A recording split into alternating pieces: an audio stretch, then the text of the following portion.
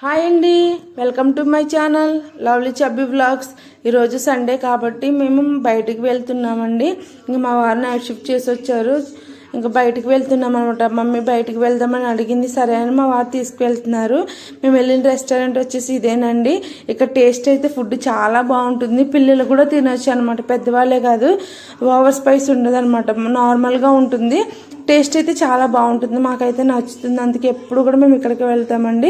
ఎప్పుడన్నా కూడా పిల్లలు పుట్టక ముందు కూడా ఎప్పుడన్నా వెళ్ళాలి అనుకుంటే, ఏదైనా పని ఉండి అవ్వలేదు అనుకున్నప్పుడు మేము ఇక్కడికే వచ్చేవాళ్ళం అనమాట. మేము వచ్చేది తక్కువైనా కూడా ఇక్కడికి మ్యాక్సిమం వెళ్ళాలనుకుంటే ఇక్కడ అన్నట్టు ఉంటుంది అనమాట. ఫుడ్ అనేది ఇక్కడ టేస్ట్ చాలా బాగుంటుంది. ఇప్పుడు వచ్చేసి మేము లోపలికి వెళ్తున్నామండి. ఇది ఫ్యామిలీ సెక్షన్. వెళ్ళాము, సీట్లు ఖాళీ లేవని చెప్పి ఒక 10 minutes ఉన్నాము.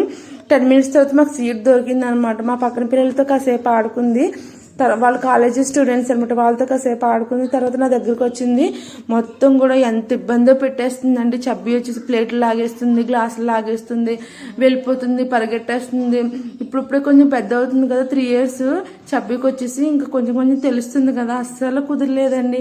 అవి తీస్తుంది, ఇవి తీస్తుంది. ఇవన్నీ కూడా గాజు కదా, ఎక్కడ పగిలిపోతాయా అని చెప్పేసి నాకు కొంచెం భయం అయిందనమాట. నా ఫోన్ తీసుకురావడం మర్చిపోయాను. దానివల్ల చబ్బీ వచ్చి చాలా అల్లరి చేసింది అనమాట. అటు తిరుగుతుంది, ఇటు తిరుగుతుంది. చివరికి తనకు ఒక సోఫా దొరికింది అనమాట. ఎక్స్ట్రా పర్సన్స్ వస్తే దాంట్లో కూర్చోవడానికి అని చెప్పి ఆ సీట్ వేశారు.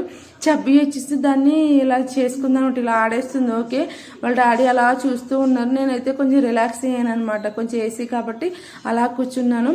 చబ్బీ అయితే బాగా ఆడుతుంది. లవ్లీ అయితే డీసెంట్గానే ఉంటుందండి. చబ్బీ అయితే అలా కాదు, ఇంకా తనకు నచ్చిందే చేసుకుంటాను అంటది. మా వారు కూడా అలా వదిలేశారు, ఆడుతుందని చెప్పి.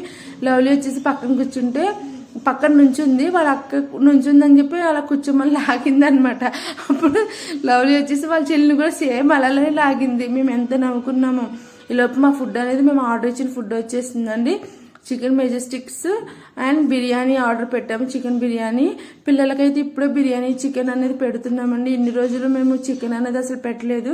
బర్డ్స్ ఫ్లూ అది ఇది అని చెప్తున్నారు. అది కూడా ఆడపిల్లలు చికెన్ తినొద్దు, తినకూడదు అని చెప్తున్నారు. అందుకని చెప్పి భయం వేసి అసలు పిల్లలకి మేము చికెన్ అనేది అవాయిడ్ చేసామండి. ఇంకెప్పుడో ఇలా 2 monthsకి అలా ఒకసారి అలా పెడుతున్నాం అనమాట. మా లవ్లీకి ఏమో చికెన్ అంటే చాలా ఇష్టము, అందుకే ఎగ్జైట్ ఉందనమాట. మమ్మీ చికెన్ చికెన్ అని చెప్పి. చూసారు కదా, తను చాలా ఇంట్రెస్ట్గా తింటుంది. నార్మల్గా అయితే తను అసలు రైస్ ఐటమ్సే ఇష్టపడదు, కానీ ఆ రోజు తింటుంది అనమాట. అప్పటికి 2 months అయిపోతుంది మేము తినని చెప్పేసి.